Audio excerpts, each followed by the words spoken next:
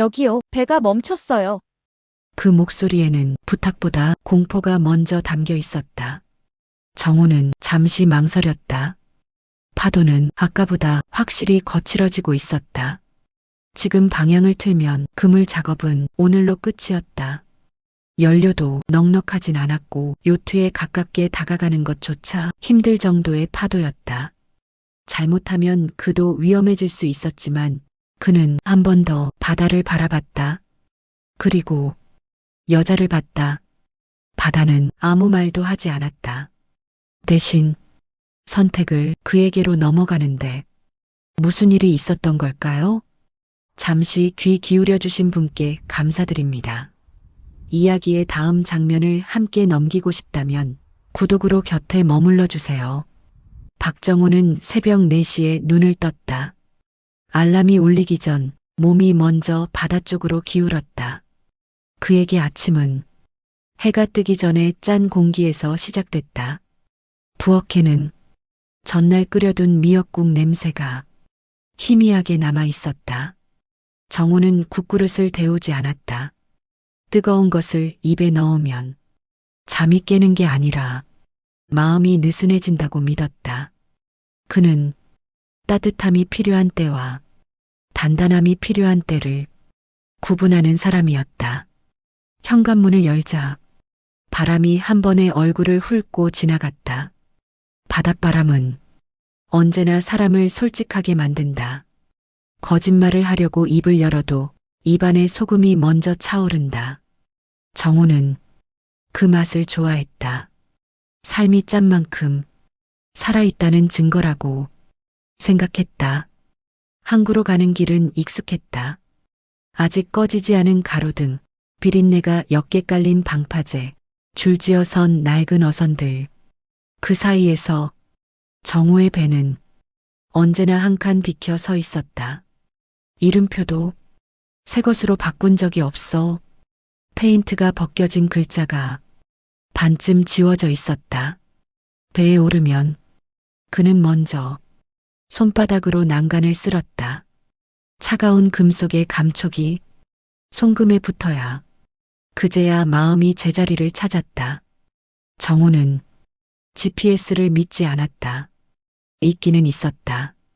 하지만 최신형도 아니고 가끔은 신호가 튕겨 엉뚱한 좌표를 찍었다.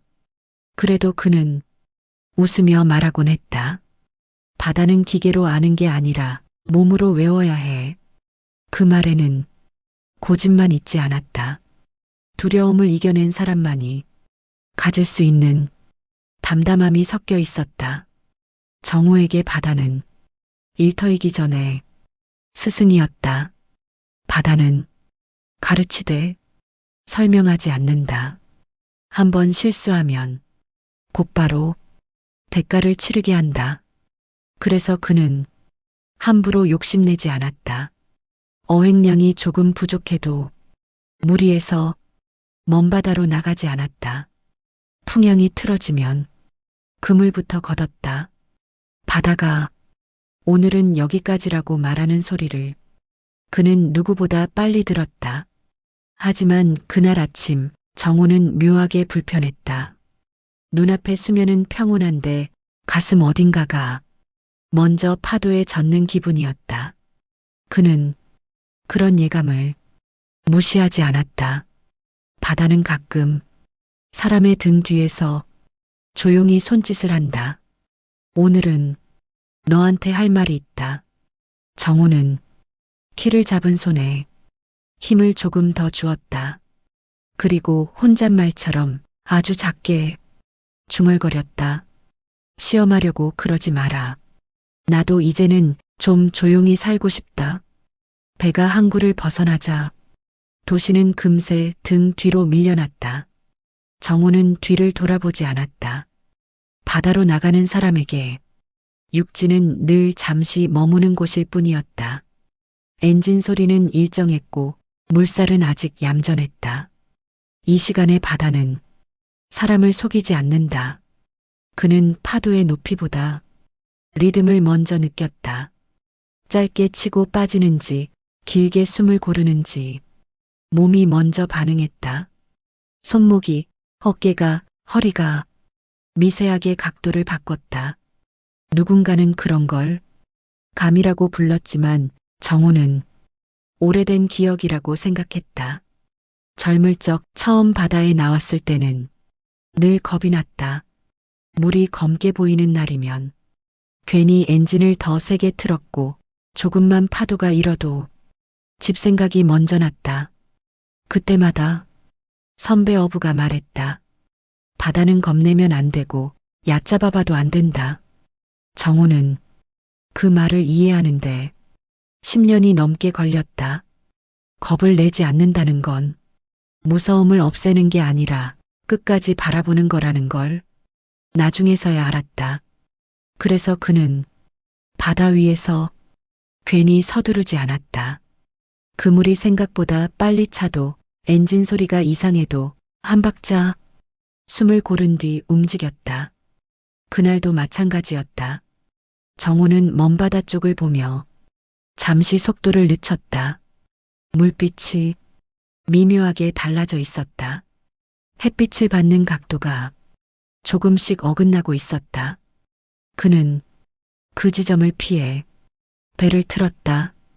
괜한 날은 괜히 만들지 않는 게 바다에서 오래 사는 법이었다. 그때였다. 시야 끝에서 이상한 점이 하나 걸렸다. 파도에 밀려 천천히 흔들리는 하얀 형체.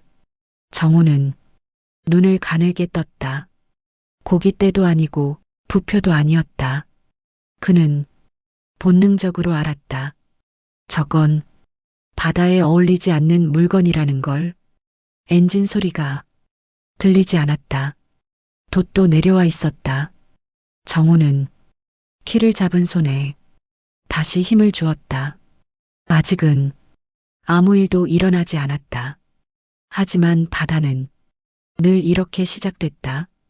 아무렇지 않은 얼굴로. 정호는 배의 속도를 더 줄이지도 더 내지도 않았다. 바다에서는 갑작스러운 판단이 가장 위험했다. 하얀 형체는 조금씩 가까워졌다. 햇빛을 받아 눈이 시릴 만큼 반짝였다. 요트였다. 정호는 속으로 짧게 숨을 내쉬었다. 이 바다에서 요트는 언제나 불안한 존재였다. 바다를 즐기러 나온 사람들과 바다로 먹고 사는 사람들의 간격은 생각보다 멀었다. 그는 수없이 그런 배들을 봐왔다.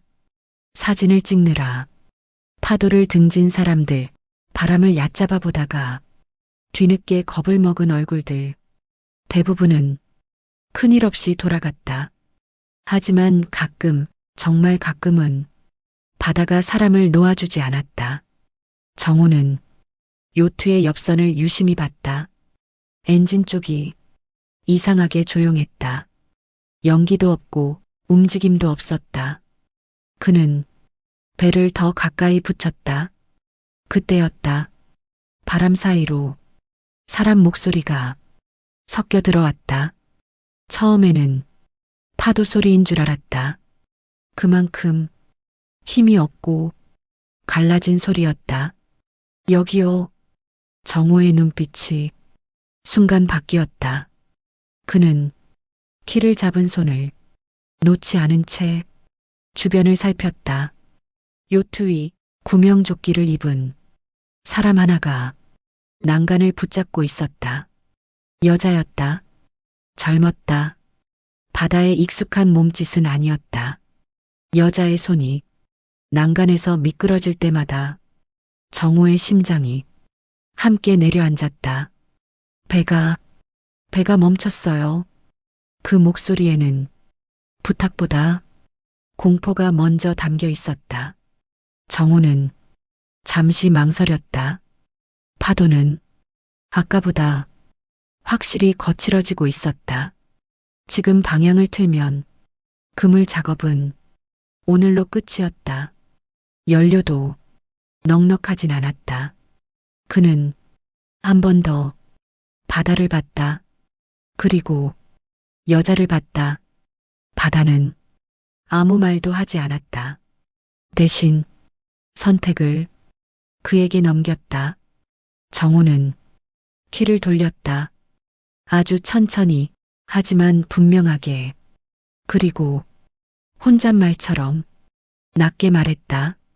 바다에선 사람 먼저지. 정호는 배의 방향을 완전히 틀었다.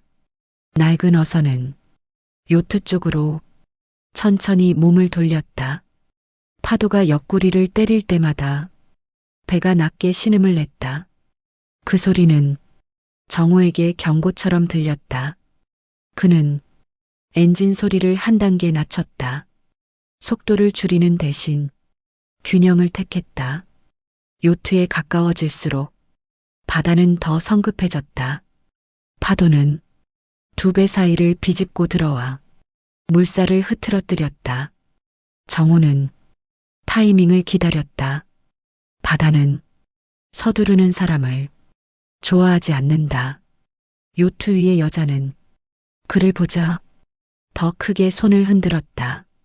얼굴이 하얗게 질려 있었고 입술은 이미 색을 잃고 있었다. 가만히 있어요. 정호의 목소리는 크지 않았다. 하지만 파도 소리 사이에서도 분명히 닿았다. 그는 밧줄을 집어들었다. 손에 익은 무게였다. 수십 번, 수백 번 같은 동작을 반복하며 몸에 새긴 감각이었다. 파도가 잠시 고개를 낮춘 순간 정호는 밧줄을 던졌다. 밧줄은 공중에서 한 번 휘돌다 요트 난간에 걸렸다. 천천히 잡아요. 겁먹지 말고. 여자의 손이 밧줄을 붙잡았다. 하지만 힘이 들어가지 않았다. 손이 미끄러졌다. 한 번, 두 번. 정호는 이를 악물지 않았다. 대신 호흡을 고르고 다시 말했다. 지금처럼 내가 보고 있으니까. 세 번째에 여자는 밧줄을 제대로 움켜쥐었다. 정호는 조금씩 줄을 당겼다. 두 배가 순간적으로 가까워졌다. 다시 벌어졌다. 그 틈을 타 정호는 외쳤다. 지금입니다. 여자는 몸을 던지듯 어선 쪽으로 넘어왔다. 발이 닿는 순간 그녀는 그대로 주저앉았다. 숨을 몰아쉬는 소리만 배 위에 남았다. 정말 감사합니다. 정호는 고개를 끄덕였을 뿐 아무것도 묻지 않았다. 그는 요트를 한번 보고 바다를 다시 봤다. 그리고 짧게 말했다. 요트는 놔두고 갑시다. 지금 이 바람, 사람이 이길 바람 아니에요. 어선 안은 생각보다 좁았다. 천장에 머리를 부딪히지 않으려면 자세를 낮춰야 했고 발밑에는 젖은 그물이 엉켜 있었다. 비린내와 기름 냄새, 오래된 나무가 썩지 않으려고 버텨낸 흔적이 공기처럼 깔려 있었다. 여자는 그 자리에 그대로 앉아 한동안 움직이지 못했다. 몸이 아니라 마음이 아직 바다 위에 남아있는 것 같았다. 정호는 그런 모습을 모른 척했다.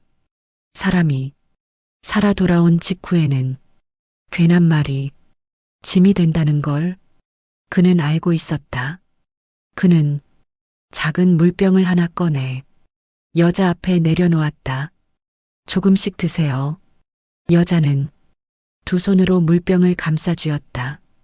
손끝이 아직도 떨리고 있었다. 몇 모금 물을 넘기고 나서야 그녀는 주변을 천천히 둘러봤다. 요트에서 보던 바다와 여기서 보는 바다는 전혀 달랐다. 같은 물인데도 이쪽은 사람을 시험하는 얼굴이었다.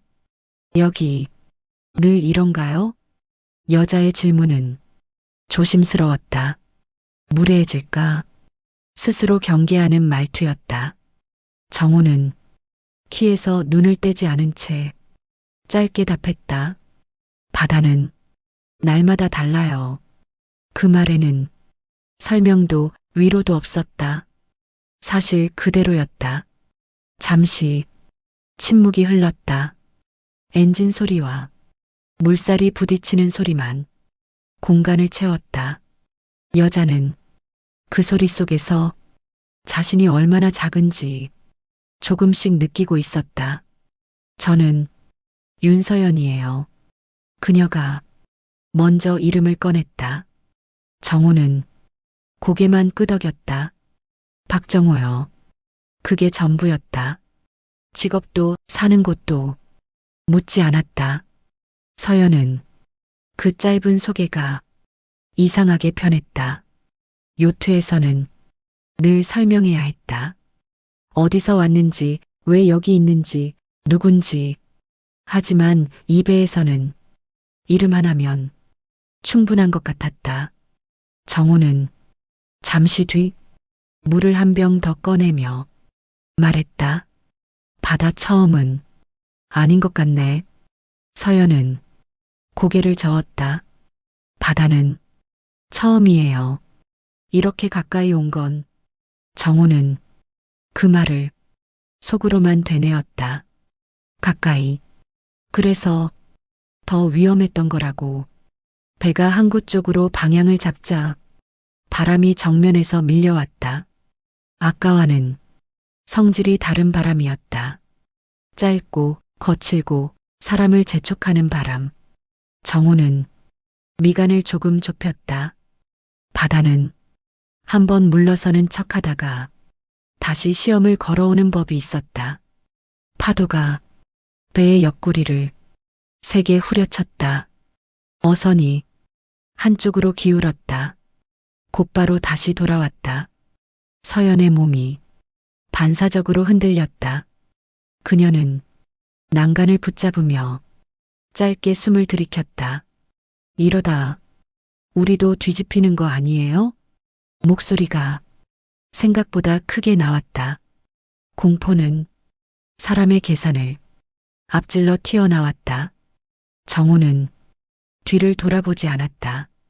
대신 조금 더 낮은 목소리로 분명하게 말했다. 아가씨, 지금은 날 믿고 가만히 있어줘요. 그 말에는 설득도 다짐도 없었다. 그냥 사실을 말하는 사람의 톤이었다. 정호의 손은 키 위에서 조용히 움직이고 있었다. 파도의 타이밍에 맞춰 각도를 조절하고 배가 흔들리기 전 미리 힘을 빼주었다. 서연은 그 손을 멍하니 바라봤다. 급하지도 과하지도 않은 움직임.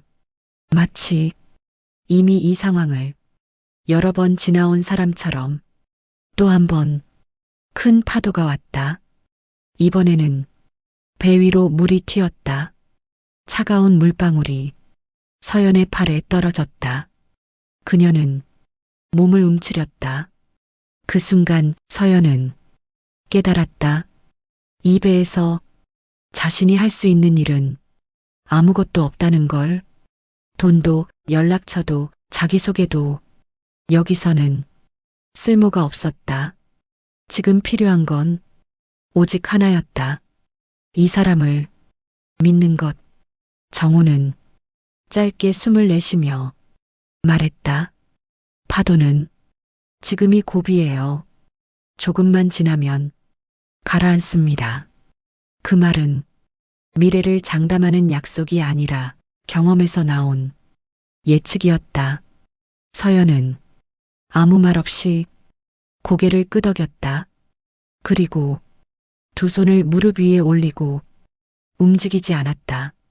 파도는 여전히 거칠었지만 배 안에는 이상한 안정감이 조금씩 자리 잡고 있었다. 정호는 속으로만 말했다. 조금만 버텨라. 바다는 늘 그렇게 끝났다. 파도가 조금씩 높이를 낮추자 서연의 숨도 그제야 길어졌다. 아직 두려움은 남아 있었지만 아까처럼 목을 조이지는 않았다. 그녀는 어선 안에 앉은 채 정호의 등을 바라봤다. 말이 없었다. 불필요한 움직임도 없었다. 그저 앞을 보고 파도를 잇고 키를 잡고 있을 뿐이었다. 서연은 그 모습이 이상하게 낯설었다. 지금까지 그녀가 알던 어른들은 대부분 설명을 먼저 했다. 자신이 무엇을 했고 얼마나 대단한지 왜 믿어야 하는지. 하지만 이 남자는 아무것도 증명하려 하지 않았다. 그는 그냥 자기 할 일을 하고 있었다. 서연은 손을 내려다봤다. 매끈한 손등, 장기스 하나 없는 손가락. 이 손으로 그녀는 계약서에 사인했고 회의실에서 결정을 내렸고 사람들을 움직였다. 하지만 지금 이 순간 그 손은 아무 힘도 없었다. 그 사실이 서연을 조금 불편하게 만들었다. 그러다 조금 지나자 그 불편함은 다른 감정으로 바뀌었다. 편안함이었다. 아무것도 하지 않아도 되는 상태. 책임도 선택도 잠시 내려놓아도 되는 자리. 서연은 그 감정이 처음이라는 걸 깨달았다. 그녀는 항상 대비해 왔다. 질문에 답할 준비, 의심을 넘길 말, 실수를 감출 표정. 그런데 여기서는 그럴 필요가 없었다. 정호는 뒤돌아보지 않으면서 말했다. 멀미는 괜찮아요? 그 질문에는 관심만 있었지 판단은 없었다. 서연은 잠시 망설이다가 솔직하게 말했다. 조금요. 그래도 아까보단 나아요. 정호는 짧게 고개를 끄덕였다. 그럼 괜찮아질 겁니다. 확신이라기보다 경험담에 가까운 말이었다. 서연은 그 말을 의심하지 않았다. 바다 위에서 처음으로 자신이 아닌 누군가의 말이 기준이 되는 순간이었다. 그녀는 창밖을 봤다. 바다는 여전히 넓었고 여전히 무서웠다. 하지만 아까처럼 적처럼 느껴지지는 않았다. 서연은 속으로 조용히 생각했다. 지금 이 배에서는 나는 아무것도 아닌 사람이다. 그리고 그 사실이 이상하게도 숨을 편하게 해주고 있었다. 배는 조금씩 안정된 속도를 되찾고 있었다. 파도는 여전히 있었지만 아까처럼 이를 드러내지는 않았다. 서연은 무릎 위에 올려둔 손을 천천히 풀었다.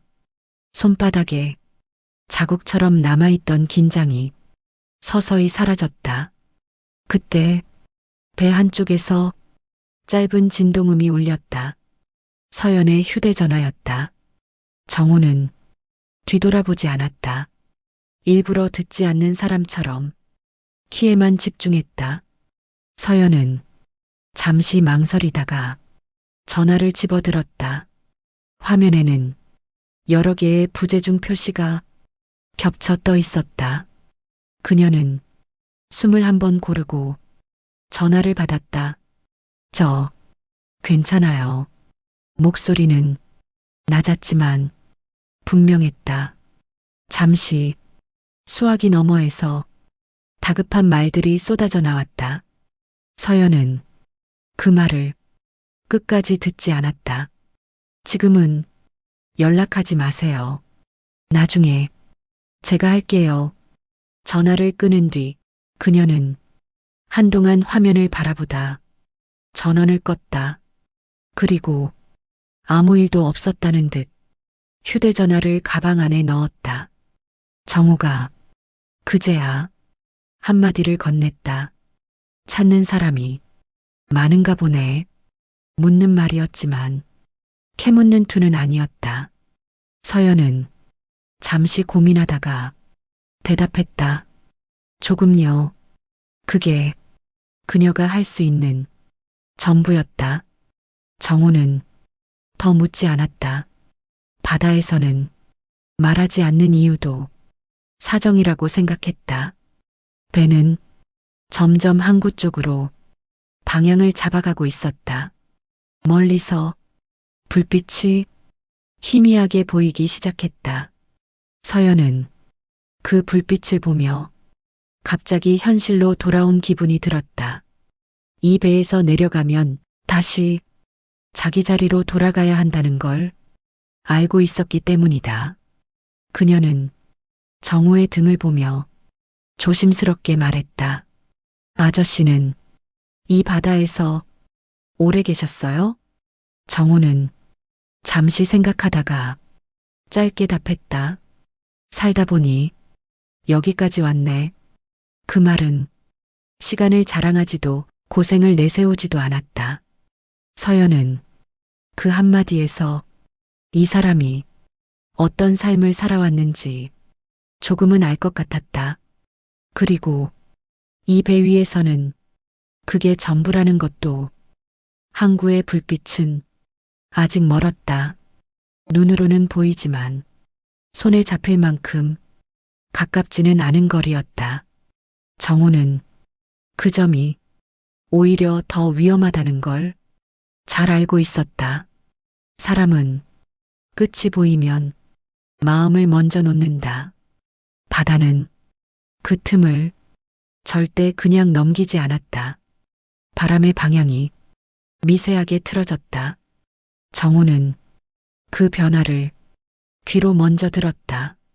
엔진 소리 사이로 낮고 긴 울림이 섞여 들어왔다. 그는 속도를 조금 더 줄였다. 그 순간 큰 파도가 배의 앞을 막아섰다.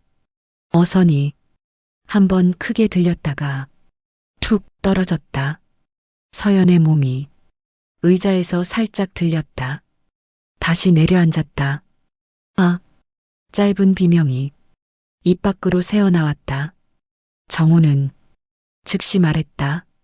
고개 숙여요. 손은 몸에 붙이고 말이 끝나기도 전에 다음 파도가 옆에서 밀려왔다. 배가 옆으로 기울었다. 그물들이 한쪽으로 쏠리며 둔한 소리를 냈다. 정우는 이를 악물지 않았다. 대신 숨을 고르고 키를 반박자 늦춰 다시 잡았다. 바다는 힘으로 이기는 게 아니라 타이밍으로 넘기는 거였다. 서연은 말을 잃었다. 몸이 머리보다 먼저 반응했다. 그저 정우가 말한 대로 고개를 숙이고 버텼다. 파도가 몇 번 더 배를 흔들었다. 짧고 굵게 마치 마지막 확인을 하듯이. 그리고 거짓말처럼 물살이 조금씩 풀렸다. 정우는 그제야 짧게 숨을 내쉬었다. 지났어요. 그 말은 안심을 주기보다 상황 보고에 가까웠다. 서연은 그제야 주먹을 풀었다. 손바닥에 땀이 흥건했다. 그녀는 정우의 옆모습을 조용히 바라봤다. 조금 전까지 목숨이 걸려있던 순간을 이 사람은 이미 지나간 일처럼 다루고 있었다. 서연은 그 차이를 분명히 느꼈다. 바다를 아는 사람과 바다 위에 올라온 사람의 차이를. 배는 파도를 넘긴 뒤 잠시 고요 속으로 들어갔다. 바람도 물살도 한 박자 쉬어가는 듯했다. 서연은 그 틈에서 가방을 열었다. 젖은 손으로 휴대전화를 다시 꺼냈다. 전원이 꺼진 화면에 자신의 얼굴이 희미하게 비쳤다. 그 얼굴이 조금 달라 보였다. 아까보다 어른 같았다. 그녀는 잠시 망설이다가 전원을 켰다. 신호가 한 칸 다시 잡혔다. 사라졌다. 그 사이 전화가 울렸다. 서연은 망설이지 않고 받았다. 저 살아있어요. 목소리는 차분했지만 떨림이 완전히 사라진 건 아니었다. 수화기 너머에서 급한 숨소리와 겹치는 목소리가 들려왔다. 서연 씨, 지금 어디십니까? 그녀는 창밖의 바다를 보며 짧게 말했다. 설명은 나중에 할게요. 지금은 사람 도움을 받고 있어요.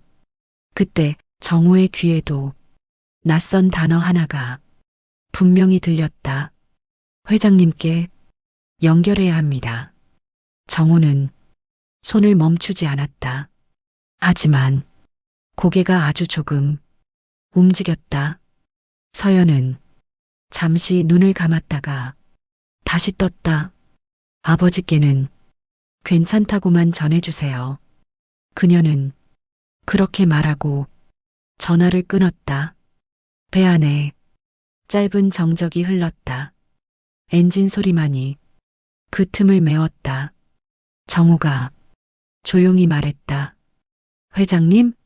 질문이었지만 놀라움은 없었다. 서연은 숨을 길게 내쉬었다. 이제는 피할 수 없다는 걸 알고 있었다. 네. 사실 저 윤성해온 회장 딸이에요. 말을 마치고 나서 그녀는 정우를 보지 못했다. 혹시 표정이 바뀌었을까? 태도가 달라졌을까? 두려웠다. 하지만 아무것도 변하지 않았다. 정우는 여전히 앞을 보고 있었다. 키를 잡은 손도 자세도 조금도 흔들리지 않았다. 그는 짧게 말했다. 그래서 뭐가 달라지나요? 그 말은 무례하지도 비꼬지도 않았다. 정말로 궁금해서 묻는 말이었다. 서연은 그제야 정우를 바라봤다. 그리고 처음으로 웃었다. 아무것도요. 여기서는 아무것도요. 그 말에 정우는 아주 작게 고개를 끄덕였다. 그럼 괜찮네. 멀리 있던 불빛이 조금씩 형체를 갖추기 시작했다. 점처럼 흩어져 있던 빛들이 줄을 이루고 윤곽을 만들었다. 항구였다. 서연은 그 사실을 알아보는데 조금 시간이 걸렸다. 아직도 몸 한쪽이 바다에 남아있는 느낌이었기 때문이다. 정우는 불빛을 보며 속도를 조절했다. 괜히 서두르지 않았다. 끝이 보일수록 마무리가 중요했다. 서연의 휴대전화가 다시 진동했다. 이번에는 가방 속에서 쉬지 않고 울렸다. 그녀는 받지 않았다. 대신 전원을 완전히 껐다. 정우가 그 행동을 힐끗 보았다. 안 받아도 되겠어요? 서연은 잠시 웃었다. 지금은 여기가 먼저예요.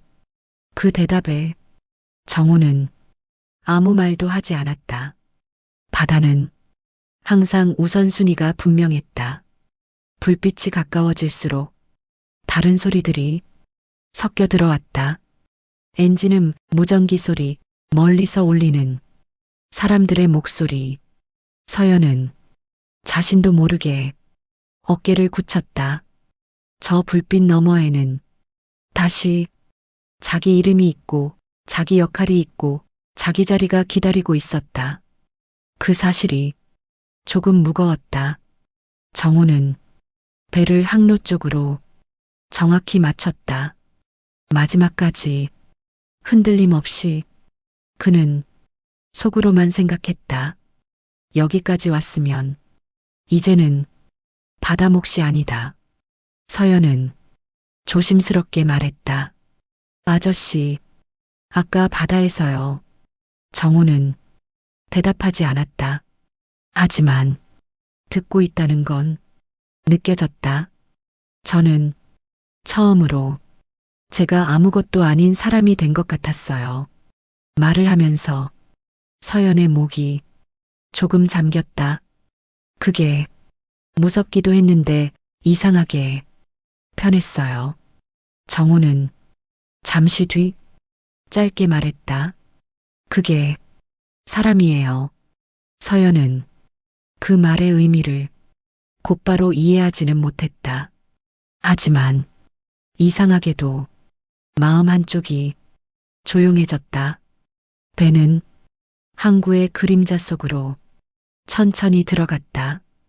바다는 뒤로 물러났고 사람들의 세계가 다시 앞으로 다가오고 있었다. 배가 항구 안으로 완전히 들어서자 세상이 갑자기 바빠졌다. 불빛은 눈부실 만큼 가까워졌고 소리는 한꺼번에 밀려왔다. 무전기 소리, 사람들의 외침, 물살을 가르는 다른 배들의 엔진음. 정우는 배를 저반선 쪽으로 천천히 붙였다. 그 사이 부두 위에서는 이미 사람들이 모여들고 있었다. 구조정이 먼저 다가왔고 뒤이어 검은 차량들이 줄지어 들어왔다. 서연은 그 장면을 보며 잠시 숨을 멈췄다. 이제 다시 자기 세계였다. 구조대원이 어선 위로 올라왔다. 괜찮으십니까? 그 질문은 정우가 아니라 서연을 향해 있었다. 서연은 고개를 끄덕였다. 사람들이 그녀를 둘러싸며 말을 쏟아냈다. 병원부터 가셔야 합니다. 회장님이 많이 놀라셨습니다. 그 말들이 서연의 귀를 스쳐 지나갔다. 그녀의 시선은 다른 곳에 머물러 있었다. 키를 잡은 채 아직 배에서 내려오지 않은 정우의 모습이었다. 사람들 사이를 비집고 서연이 그에게 다가왔다. 아저씨, 정우는 그제야 고개를 들었다. 아까 바다에서요. 서연은 잠시 말을 고르다 이어서 말했다. 뭐랄까 아둥바둥 사는 게 부질없이 느껴지더라고요. 정우는 고개를 저었다. 그럴 수 있죠. 그의 목소리는 여전히 낮았다. 바다는 차별하지 않고 사람을 보니깐요. 잠시 숨을 고른 뒤 그는 덧붙였다. 그러니 바다 위에서는 그런 거 없어요. 서연의 눈이 조금 흔들렸다. 그녀는 천천히 고개를 숙였다. 고맙습니다. 그 말에는 인사 이상의 무게가 담겨 있었다. 정우는 아무 대답도 하지 않았다. 그저 배에서 내려와 로프를 정리했다. 바다는 이미 그들 뒤로 물러나 있었다. 하지만 그날의 물결은 두 사람 안에 조용히 남아 있었다. 며칠이 지났다. 바다는 아무 일도 없었다는 듯 다시 제 얼굴을 하고 있었다. 정우는 여느 때처럼 새벽에 배를 몰고 나갔다. 그날의 일은 굳이 떠올리지 않으려 해도 가끔씩 파도 사이로 고개를 내밀었다. 하얀 요트, 떨리던 손, 짧았던 외침, 그리고 이상하리만큼 담담했던 자신의 목소리. 정우는 그 기억을 억지로 밀어내지 않았다. 살다 보면 바다도 사람도 한 번쯤은 이상한 물결을 남기고 가는 법이었다. 그는 그날도 그물을 정리했다. 고기는 평소보다 적었다. 하지만 마음이 급해지지는 않았다. 바다는 늘 그런 식으로 사람의 욕심을 시험했다. 정우는 그 시험에 이제는 대답하지 않는 쪽을 선택할 줄 알았다. 항구로 돌아오자 낯선 차 한 대가 부두 근처에 서 있었다. 번쩍이는 검은색 이 동네와는 어울리지 않는 차였다. 정우는 처음엔 자기와 상관없는 일이라 생각했다.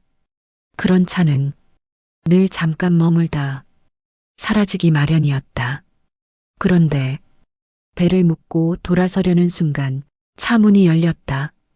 익숙한 얼굴이 천천히 내렸다. 윤서연이었다.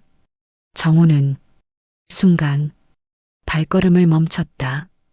바다 위에서 보던 모습과 육지 위의 그녀는 조금 달라 보였다. 옷은 단정했고 머리는 정리돼 있었지만 눈빛만은 그날 그대로였다. 서연은 정우를 보자 고개를 숙였다. 깊지도 형식적이지도 않은 딱 그만큼의 인사였다. 아저씨, 그 한마디에 그날의 바다가 잠시 항구 위로 겹쳐졌다. 정우는 가볍게 고개를 끄덕였다. 여긴 어쩐 일이에요? 서연은 잠시 주변을 둘러봤다. 비린내, 낡은 배들, 조용한 아침. 그리고 말했다. 인사드리러요. 그날은 제대로 못해서요. 정우는 대수롭지 않다는 듯 손을 내저었다. 인사받으려고 구한 건 아니에요. 서연은 그 말에 조금 웃었다. 하지만 그 웃음에는 결심이 섞여 있었다. 그녀는 가방에서 서류 봉투 하나를 조심스럽게 꺼냈다. 서연이 내민 서류 봉투는 생각보다 두툼했다. 정우는 그 봉투를 선뜻 받지 않았다. 이건 뭐예요? 그의 목소리에는 경계가 묻어 있었다. 서연은 봉투를 든 채 잠시 말을 고르다 입을 열었다. 부담 가지실 필요는 없어요. 그냥 제 마음이에요. 정우는 고개를 저었다. 마음은 받을 수 있어도 종이는 아닌 것 같은데. 그 말에 서연이 웃었다. 짧게 하지만 진심이 느껴지는 웃음이었다. 그래서 설명부터 하려고요. 그녀는 봉투를 열어 서류를 꺼냈다. 글자들은 정우에게 낯설었다. 계약서라는 말만 눈에 들어왔다. 최신형 어선 계약서예요. 정우의 눈이 잠시 커졌다. 이걸 왜 나한테? 서연은 서두르지 않고 말을 이었다. 그날 이후로 제가 많이 생각했어요. 바다에서의 시간, 그 짧은 몇 시간이 자꾸 머릿속을 맴돌았다고. 아저씨가 해준 말들이요. 바다는 사람을 가리지 않는다는 말, 지금은 사람이 먼저라는 말. 이상하게 그 말들이 회사 일할 때마다 떠올라요. 회의실에서, 결정의 갈림길에서, 숫자와 이름이 앞에 놓일 때마다, 그럴 때마다 한 번 더 생각하게 됐어요. 누구를 먼저 봐야 하는지, 무엇을 지켜야 하는지. 정우는 서류를 아직 보지 않았다. 대신 서연의 얼굴을 천천히 바라봤다. 그래서 이게 쌤쌤이라고요? 그의 물음에 서연은 고개를 끄덕였다. 아저씨 덕분에 저는 살았고요. 그리고 조금 웃으며 덧붙였다. 머리도 좀 개운해졌고요. 정우는 한숨처럼 웃음을 흘렸다. 이런 걸로 사람 값을 매기면 안 되는데. 서연은 고개를 저었다. 값은 아니에요. 선택이에요. 정우는 그 말이 쉽게 흘려지지 않았다. 그는 잠시 서류를 보다가 봉투를 덮었다. 생각할 시간은 주겠죠. 서연은 바로 답했다. 물론이에요. 바다는 기다려주니까요. 서연이 떠난 뒤 항구는 다시 평소의 얼굴로 돌아왔다. 사람들은 각자 할 일을 했고 바다는 아무 일도 없었다는 듯 잔잔했다. 정우는 배 옆에 서서 서류 봉투를 내려다봤다. 그 종이 한 장이 유난히 무거워 보였다. 그는 봉투를 들고 배 안으로 들어갔다. 늘 앉던 자리, 늘 보던 계기판, 늘 같은 냄새. 그런데도 그날은 조금 달랐다. 정우는 봉투를 열지 않은 채 의자에 앉았다. 젊었을 때를 떠올렸다. 처음 배를 샀을 때 중고였고 여기저기 손봐야 할 곳이 많았다. 그래도 그는 그 배가 좋았다. 빚을 지고 잠을 줄여가며 하나씩 고쳐나갔다. 그 배로 아이들 학비를 냈고 집에 쌀을 들였다. 그러다 시간이 흘렀다.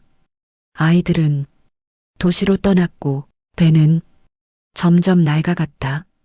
정우는 그걸 서운해하지 않았다. 사람도 물건도 자기 몫의 시간을 다 쓰면 그렇게 되는 거라고 생각했다. 하지만 그날 바다에서 그는 다시 느꼈다. 시간이 사람을 조심스럽게 만들기도 하지만 어느 순간에는 위험하게 만들 수도 있다는 걸.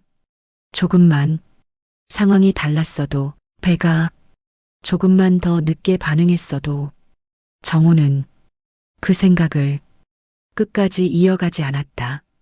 대신 손을 뻗어 봉투를 열었다.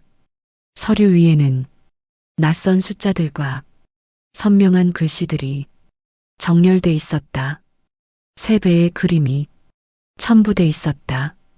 깔끔하고 튼튼해 보였다. 정우는 그 그림을 한참 바라봤다. 부럽다기보다는 낯설었다. 이 배를 타는 자기 모습을 쉽게 그릴 수 없었다. 그는 종이를 덮고 눈을 감았다.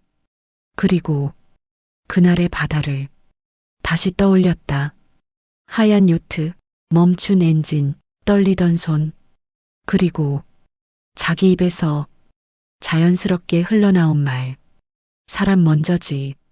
그 말이 아직도 자기 안에서 울리고 있었다.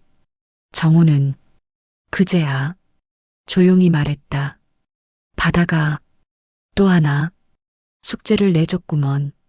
정우는 해가 기울 때까지 항구에 남아 있었다. 사람들이 하나둘 집으로 돌아가고 부두의 그림자가 길게 늘어질 때까지 그는 낡은 배에 올라 천천히 걸음을 옮겼다. 난간을 짚는 손이 조금 거칠었다. 오래된 나무가 손바닥에 익숙한 감촉을 남겼다. 정우는 키 옆에 서서 바다를 바라봤다.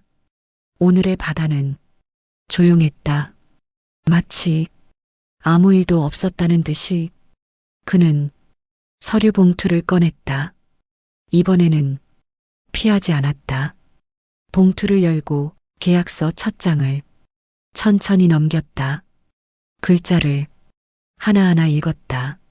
모르는 말도 있었고 익숙하지 않은 조건도 있었다. 하지만 한 가지는 분명했다. 이 배는 자기만을 위한 배가 아니라는 것. 더 멀리 나갈 수 있고 더 안전할 수 있고 혹시 모를 날에도 사람을 지킬 수 있는 배라는 것. 정우는 잠시 펜을 들었다가 내려놓았다. 결정은 서두르면 안 됐다. 그는 바다를 다시 봤다. 수평선은 늘 같은 자리에 있었다. 그날의 파도도 오늘의 잔잔함도 모두 그 선 아래에서 지나가고 있었다. 정우는 속으로 말했다. 나는 아직도 이 바다에 빚이 있다. 그는 다시 펜을 들었다. 그리고 천천히 자기 이름을 적었다.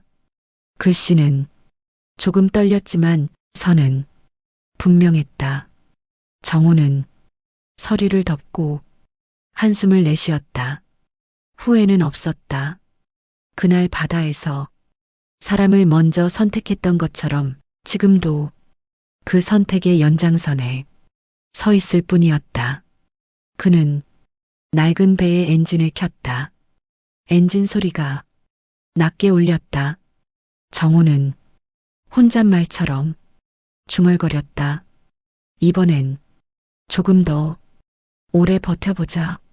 새 배는 아침 햇빛을 먼저 받았다. 항구에 나란히 선 배들 사이에서 그 배는 유난히 또렷했다. 깨끗한 선체, 단단해 보이는 난간, 바닷물에 바로 닿아도 흔들림이 적은 구조.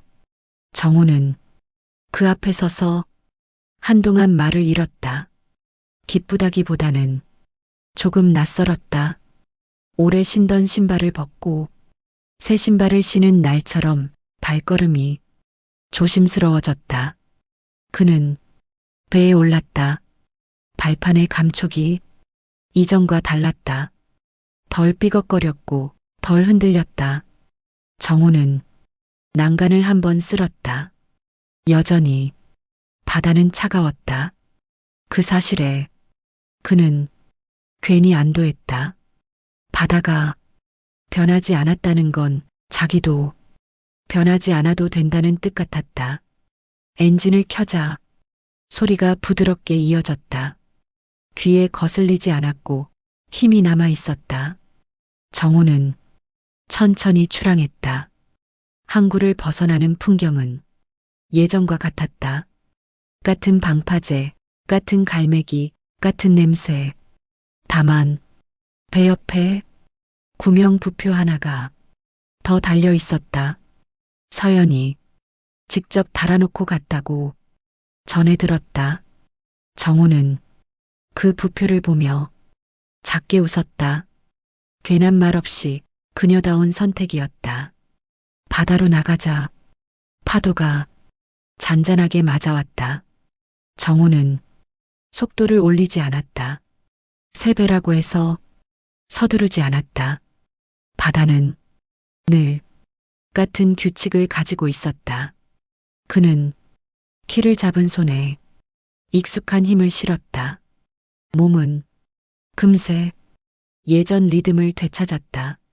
정호는 혼잣말처럼 말했다. 달라진 건 별로 없네. 하지만 곧 그 말이 완전히 맞지는 않다는 걸 알았다. 배는 조금 더 멀리 갈 수 있었고 조금 더 사람을 지킬 수 있었다. 그 정도면 충분했다. 정호는 그날도 그물을 내렸다. 물살은 예상보다 부드러웠고 바다는 말이 없었다. 그는 그 침묵이 마음에 들었다. 사람의 세상은 늘 말이 많았다. 설명해야 할 것들이 끝이 없었다.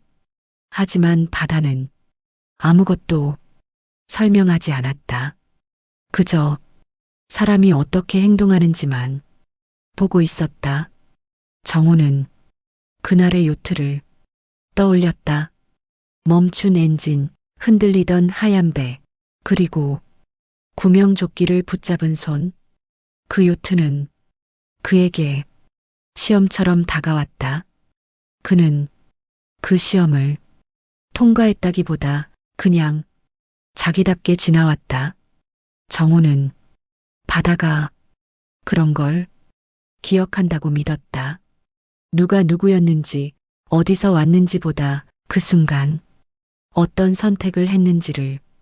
그는 그물에서 고기를 떼어내며 생각했다. 자기는 대단한 일을 한 게 아니라고, 그저 바다에서 배운 대로 했을 뿐이라고.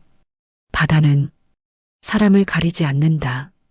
그 말은 이제 그에게 다른 뜻으로 들렸다. 바다는 사람을 같이 만든다. 위에 있던 사람도 아래에 있던 사람도 모두 같은 물 위에 세워놓는다. 그래서 그 위에서는 사람이 먼저다. 정우는 그물을 정리하고 배를 돌렸다. 해는 천천히 기울고 있었다. 바다는 오늘도 아무 일도 없었다는 듯 반짝였다. 하지만 정우는 알고 있었다. 그날처럼 언제든 바다는 사람을 부를 수 있다는 걸. 그래서 그는 오늘도 조금 더 조심스럽게 키를 잡았다. 그건 두려움이 아니라 존중이었다. 그로부터 얼마쯤 지났을까? 정우의 일상은 크게 달라지지 않았다. 새벽에 나가 그물을 내리고 해가 기울 무렵 항구로 돌아왔다. 그 사이사이 아주 가끔 서연의 소식이 전해지곤 했다.